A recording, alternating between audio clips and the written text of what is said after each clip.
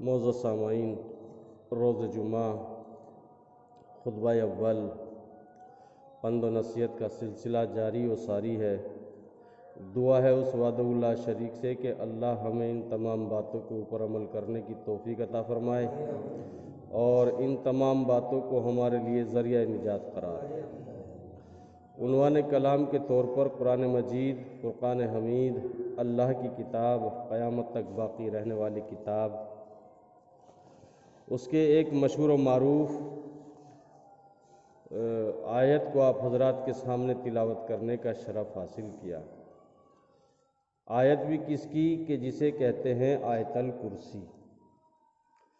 آیت الکرسی کی فضیلت کو اگر آپ دیکھیں تو واقعاً اس سے زیادہ فضیلت والی کوئی آیت نہیں، اور میری تو گزارش ہے ہر اس مرد مومن سے اور مومنہ سے کہ ساری چیزوں کو چھوڑ کر سب سے پہلے آیت الکرسی کو زبانی یاد کریں، چونکہ ہر جگہ اس کو پڑھنے کی فضیلت، ہر نماز میں اس کو پڑھنے کی فضیلت اور پریشانی کے وقت بھی اسے پڑھنے کی بہت بڑی فضیلت ہے۔ اور اگر ہو سکے تو زیادہ بڑی نہیں ہے، کوئی بھی چاہے تو اسے یاد کر سکتا ہے آیت الکرسی کو۔ بہرحال معصوم سے روایت ہے کہ آگئی بات ذہن میں تو عرض کر دوں یہ کہ پوچھا گیا کہ جس وقت آیت الکرسی کو نازل کیا گیا تو آیت الکرسی نے بارگاہ خداوند عالم میں عرض کی کہ پالنے والے، تو نے مجھے زمین کے اوپر لوگوں کے لیے نازل کر دیا، یہ لوگ تو بڑے گناہگار ہیں اور میں وہاں کہاں کیسے کیا ہوگا؟ تو آواز قدرت آئی۔ دیکھیے بڑی عجیب بات ہے کہ جو گناہگار ہوگا وہ کبھی تیری تلاوت نہیں کر پائے گا۔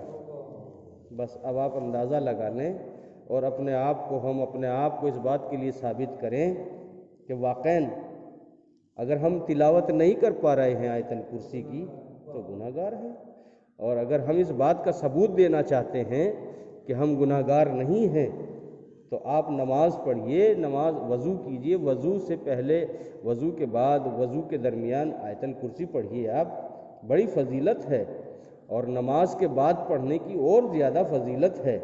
آیت الکرسی کا ایک مرتبہ ہے، ایک مقام ہے، اسے آپ ورد کر لیجئے، اپنی زبان کے اوپر ایسا جاری کیجئے کہ آپ اگر کسی واہن پہ، کسی وائیکل پہ سوار ہو کر گاڑی میں بیٹھ کر چلتے ہیں تو آیت الکرسی کی تلاوت کرتے چلے جائیے، اتنی دیر پڑھیں گے ثواب ملے گا، اور اللہ کرے ساتھ خیریت کے مقام تک پہنچیں گے اور ساتھ خیریت واپس لوٹیں گے۔ تو یہ ہے چیز، اسے کرنا چاہیے۔ بہرحال آیت الکرسی کہ اللہ لا الہ الا هو الحی القیوم، نہیں ہے کوئی اللہ سوائے اس معبود کے، نہیں ہے کوئی معبود سوائے اس اللہ کے، اور وہ کون ہے؟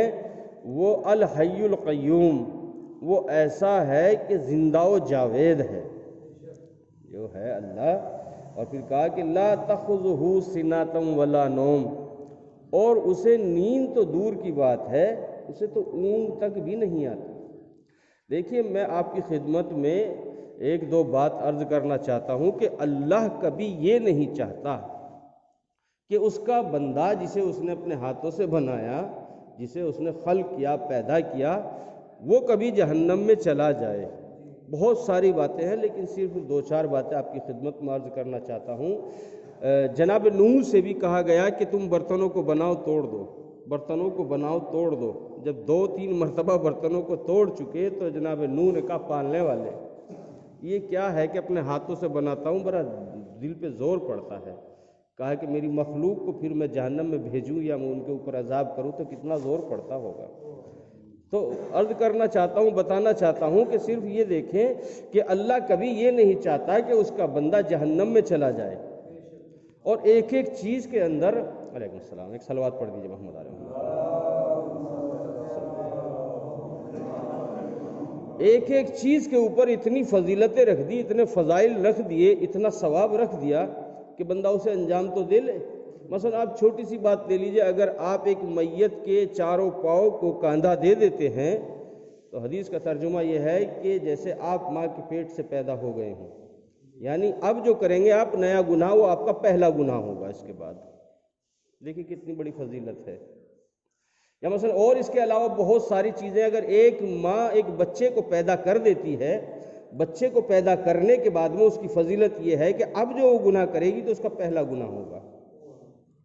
اگر ایک مرتبہ ایک عورت اپنے بچے کو دودھ پلا دیتی ہے تو اس کا ثواب یہ ہے کہ جیسے اس نے ایک مرتبہ دودھ پلانے کے بدلے ایک غلام کو آزاد کیا ہو. میں تو آسانی سے کہہ رہا ہوں، آپ بھی آسانی سے سن رہے ہیں. ایک غلام کو آزاد کرنا کیا سمجھتے ہیں آپ؟ کتنا پیسہ لگتا ہے غلام کو خریدنا، آزاد کرنا؟ کم سے کم سرکار کی نظر میں 10-20 لاکھ روپے سے زیادہ کی قیمت ایک انسان کی ہے.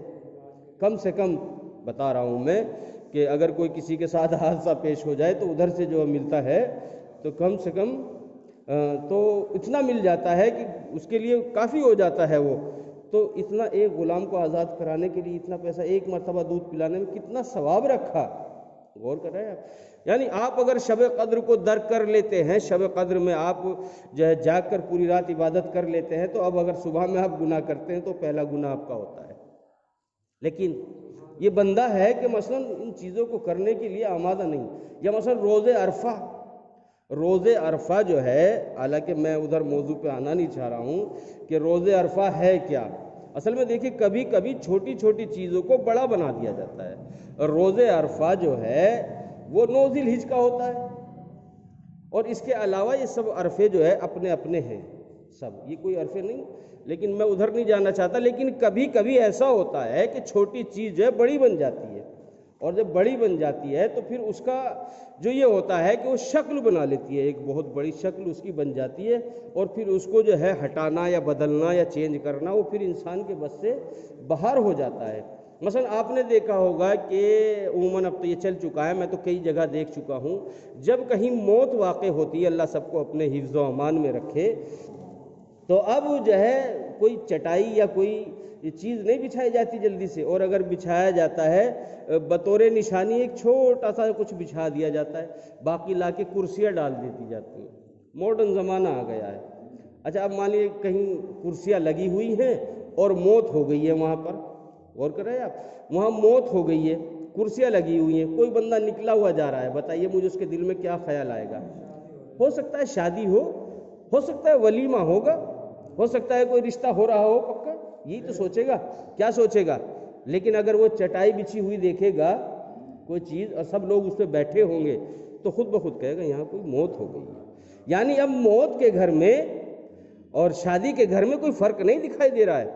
زمانہ ترقی کر رہا ہے، لیکن ترقی کرنی وہاں چاہیے جہاں ترقی ہونی چاہیے. یعنی لوگ جو ہے یہ سوچ رہے ہیں کہ بڑھ چڑھ کر حصہ لے کر آگے بڑھ جائیں، اپنی نمائش کریں. حالانکہ یہ غلط ہے. لیکن جب یہ رسم کل بڑھ کر بڑی ہو جائے گی تو تب پتہ چلے گا کہ ہم کتنا پیچھے ہٹ چکے ہیں ان چیزوں کے چکر سے. میرا جو میں بتانا یہ چاہتا ہوں کہ کبھی کبھی چھوٹی چیز جو ہے بہت بڑی بن جاتی ہے. مجھے ایک بات یاد آ گئی، حالانکہ میں ابھی سوچا اس بارے میں، ذہن میں آیا، میرے عزیز ذکر کر رہے تھے تو ایک بات میرے ذہن میں آئی. ایک زمانے کی بات ہے کہیں کی کہ رسم جو ہے کیسے بڑی ہو جاتی ہے اور کیسے جو ہے اس کو جو ہے سر اور پیر نہیں رہتا، پھر اس کا ہاتھ نہیں آتا. ایک کسی گاؤں کے اندر ایک کوئی مہمان وارد ہوا، اور گاؤں کے لوگ بڑے متدین، متقی، پرہیزگار اور مہمان کی بہت عزت کرنے والے تھے وہ لوگ. تو گاؤں میں جب وہ پہنچا جا کر تو پورے گاؤں کے اندر وہ ایک اکیلا ہی مہمان تھا. اب اس کے لیے دسترخوان سب نے بنایا، سجایا گیا، اور سب اپنے اپنے گھر سے جو جو کھانا بنا ہوا تھا نا سب لے کر، محبت میں، پیار میں، شوق میں لے کر. پہلے تو یہ سب چیزیں ہوتی تھی، اب تو پتہ بھی نہیں چلتا، پڑوس میں رشتہ ہو جاتا ہے، لوگوں کو خبر نہیں ہوتی کہ مہمان آئے تھے یا نہیں آئے تھے. یہ سب چیزیں دور ہو رہی ہیں میرے عزیزوں. میں کہہ رہا تھا رات بھی کہ اگر ہمارے 100 سال پرانے جو ہے آ جائیں اٹھ کر تو وہ دیکھیں گے یہ سب کیا ہو گیا، کہاں چلی گئی وہ پیار محبتیں، کہاں چلی گئی وہ الفت ہمارے درمیان سے. تو میں عرض کر رہا تھا تو سب اپنے اپنے گھر سے کھانا لے کر آ گئے اور دسترخوان لگا دیا گیا، اور سب لوگ اسے گھیر کر بڑے شوق کے ساتھ میں بیٹھ گئے. مہمان بیٹھا ہے، بڑی عزت تھی. اب مہمان کے سامنے جب بیٹھے اور دسترخوان لگا دیا گیا تو دسترخوان کے اوپر ایک بہت موٹا، کیا کہنا چاہیے اسے، میرے پاس لفظ نہیں ہے، مسل کے یہ مسل جو ہوتا ہے نا وہ کوٹنے والا، مسلی تو کہتے ہیں اسے، وہ موٹے والا مسل جو ہے وہ لا کر رکھ دیا گیا اور دسترخوان بھی لگا دیا گیا. اب انہیں دیکھا کہ یہ مسل کا کیا مطلب ہے، بڑی لکڑی، اتنی موٹی لکڑی، اس کا کیا مطلب ہے. بہرحال اس نے سوچا کہ پوچھا جائے. اب پوچھنے کے لیے اس نے کہا کہ بھئی یہ بتاؤ، کہ کچھ نہیں ایسے ہی ہے، آپ کھانا کھاؤ؟ کہ نہیں، میں کھانا ہی نہیں کھاؤں گا جب تک آپ اس کے بارے میں مجھے نہیں بتائیں گے کہ یہ موصل ہے کیا۔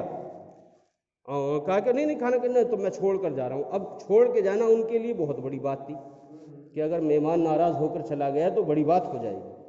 تو انہوں نے کہا تو بھائی پھر بتاؤ کوئی۔ اب ایک کوئی بزرگ اٹھے اور کہا اصل میں بات یہ نہیں ہے، تم لوگوں نے بھی بات کو بڑا کر دیا ہے، یہ اتنا بڑا موصل نہیں ہوتا، اسے جو ہے کاٹ کے آدھا کرو۔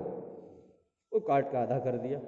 کہا کھانا کھائیے۔ کہا نہیں یہ بتائیے پہلے یہ آدھا ہی کیوں ہے یا پہلے ہی کیوں تھا، یہ بتائیے مجھے۔ غور کیجئے گا کہ رسمیں کہاں سے چلتی ہیں اور کیا جو اس کا جو ہے اصل بن جاتا ہے۔ بہرحال اب وہ کوئی اور بزرگ آئے، بلایا گیا انہیں، کہا نہیں اتنا بڑا نہیں ہوتا، اسے اور آدھا کرو۔ اسے اور کاٹ کر آدھا کر دیا۔ کہا کہ یہ آدھا بھی کیوں ہے، آدھے کا آدھا بھی کیوں ہے، یہ بتاؤ یہ رکھا کیوں جاتا ہے؟ کہ یہ ہمارے یہاں سنت ہے، رکھا جاتا ہے۔ ارے بھیا کیوں ہے سنت، یہ بتاؤ کیوں رکھا جاتا ہے، اس کی وجہ کیا ہے، یہ تو بتاؤ۔ بہرحال کوئی بتانے کے لیے تیار نہیں اور وہ ماننے کے لیے تیار نہیں، کھانا کھانے کے لیے تیار نہیں۔ غور کر رہے ہیں میری بات کے اوپر؟ لیکن کیسے چلتی ہے بات، جو ہے اس کے کیسے پیر لگتے ہیں۔ اب جب تھک گئے سب لوگ تو بہت کوئی بزرگ گاؤں سے یا کوئی دوسرے گاؤں سے بلایا گیا، جو بزرگ تھا اسے بلایا گیا، کہا تم بتاؤ۔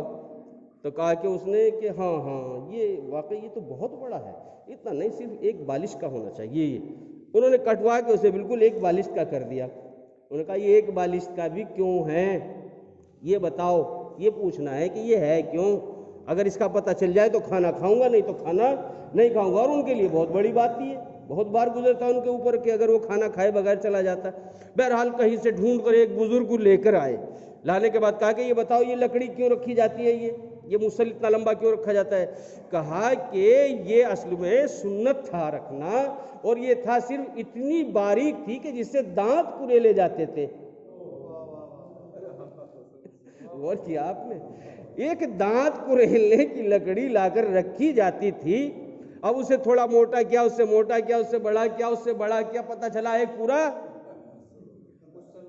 اب جب ہم نئی ایجادات کریں گے مذہب کے اندر تو آج وہ چھوٹی ہوگی، آپ کسی وجہ سے اور کریں گے، وہ کسی اور وجہ سے کریں گے، وہ کسی اور وجہ سے کریں گے، تو پتہ چلا کہ وہ کچھ اور ہی بن جائے گا۔ میرے عزیزو، غور کیا آپ نے؟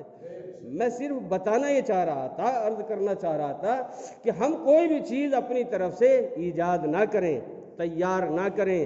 جو سنت ہے وہ سنت ہے، جو واجب ہے وہ واجب ہے، اسی طریقے سے کریں۔ نئی ٹیکنالوجی نہ اس کے اندر استعمال کی جائے، کہا کہ نہیں یہ تو اب اس طرح ہونا چاہیے۔ ٹھیک ہے کچھ چیزوں میں ہو بھی جاتا ہے، لیکن ایسا نہ ہو کہ اس کی شکل و صورت ہی بدل جائے۔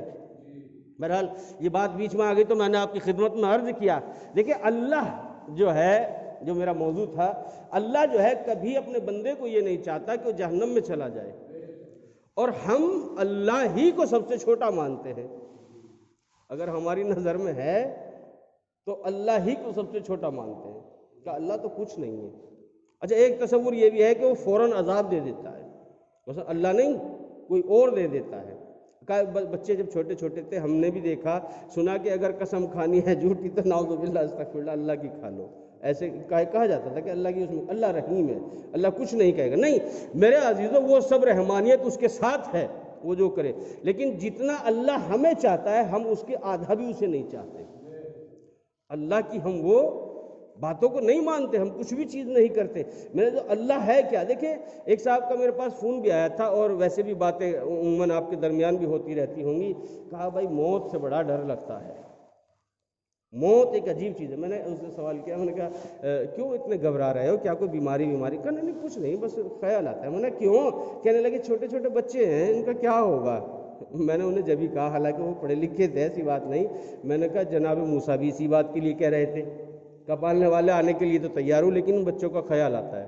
تو اللہ نے جواب میں یہ کہا ہے کہ سمندر کے اندر پتھر، اور پتھر کے اندر سوراخ، اور سوراخ کے اندر کیڑا جو نابینا، میں اس کی بھی روزی روٹی سے اسے محروم نہیں کرتا۔ اور کیا بات یہ بہت پھیل سکتی ہے، لیکن میں صرف جلدی سے آنا چاہتا ہوں۔ یعنی سمندر کے اندر جو پتھر ہے اس کے اندر ایک نابینا کیڑا پتھر کے اندر ہے، اسے بھی رزق پہنچاتا ہے ایک چیونٹی کے ذریعے سے۔ چیونٹی مینڈک کے منہ میں بیٹھتی ہے، وہ لے جا کے اسے وہاں چھوڑتی ہے، کتنا رزق ہوگا۔ اللہ چاہے تو وہیں پیدا کر دے، لیکن انتظامات دکھائے جا رہے ہیں، دیکھو یہ کیسے کیسے کیسے ہے۔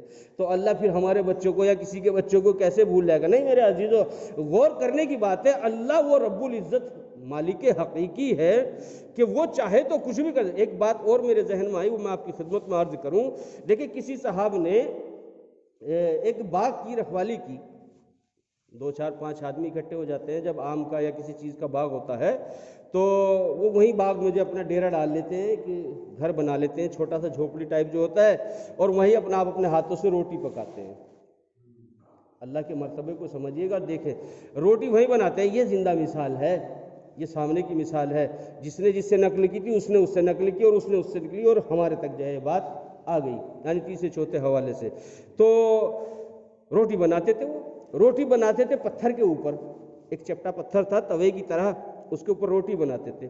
روٹی ہمیشہ بیچ سے جو ہے ہمیشہ کچی رہتی تھی، لیکن توجہ کبھی نہیں کی، اسے روٹی کو کھاتے رہے، جتنی کچی رہتی تھی اسے اٹھایا اور الگ رکھ دیا، اور ادھر ادھر سے روٹی کو استعمال کیا۔ جب باغ کو کما چکے، فارغ ہو چکے، تو اب چاہا انہوں نے کہ چلے، تو اب سارا سامان باندھا، تو کسی نے وہ پتھر اٹھایا، اور اٹھانے کے بعد میں کہا لو بھیا یہ اپنا توا، بطور تمسخر کہیے، کہا یہ لو اپنا توا۔ جیسے ہی اس نے ہاتھ بڑھا کر پکڑنا چاہا تو اس کے ہاتھ میں نہ آیا، وہ چھٹ کر نیچے گر گیا۔ جیسے ہی زمین پہ گرا تو گرتے ہی پتھر پھوٹ گیا، پھوٹا جیسے ہی پتھر تو اس کے اندر اتنا موٹا کیڑا اور زندہ۔ اب آپ سے میں بتاؤں، عرض کروں میں آپ کی خدمت میں، یعنی ہر روز دن میں 3 مرتبہ وہ آگ کے اندر جلتا تھا، وہ ہر روز پتھر تپتا تھا، 3 مرتبہ آگ میں 3 مرتبہ کھانا بنتا ہوگا نا، 3 مرتبہ جلتا تھا، لیکن کیڑا زندہ رہا۔ اللہ وہاں بھی نگہبان ہے، اللہ وہاں بھی حفاظت کرتا ہے۔ غور کر رہے ہم نے، اگر ہم واقع جتنا اللہ ہمیں چاہتا ہے، اگر ہم تھوڑا بھی چاہ لینا اس کے نزدیک ہو جائیں۔ اچھا کیا ہوتا ہے؟ اللہ سے ڈرو، اللہ سے ڈرو، اللہ سے جتنا ڈریں گے اتنا ہی اس کے نزدیک ہوئیں گے۔ اچھا جب کسی بڑے ظالم سے ڈرا جاتا ہے تو اس کے نزدیک آتا ہے کوئی؟ دور جاتا ہے۔ اللہ سے ڈرنے کا مطلب یہ ہے کہ اللہ کے قریب ہو جاتا ہے انسان، یعنی اس کی باتوں کو ماننے لگتا ہے۔ میرے عزیزوں میں آپ کی خدمت میں عرض کروں، اللہ وہ رب العزت ہے کہ واقعاً اگر ہم ان کی باتوں کو دیکھیں اور جس طرح ہمیں کہا گیا اللہ رب العزت کے لیے، اسی طرح ہم اسے مانیں، تو کبھی نہ ہم گناہ کریں، نہ کوئی غلطی کریں، اور نہ کوئی مسٹیک ہو۔ دعا اس وحدہ اللہ شریک سے کہ اللہ ہماری ان تمام باتوں کو قبول فرمائے اور ان تمام باتوں کو ہمارے لیے ذریعہ نجات قرار دے۔ بسم اللہ الرحمن الرحیم، قل هو اللہ احد اللہ الصمد لم یلد ولم یولد ولم یکن له کفوا احد۔ صلوات بر محمد علیہ وسلم۔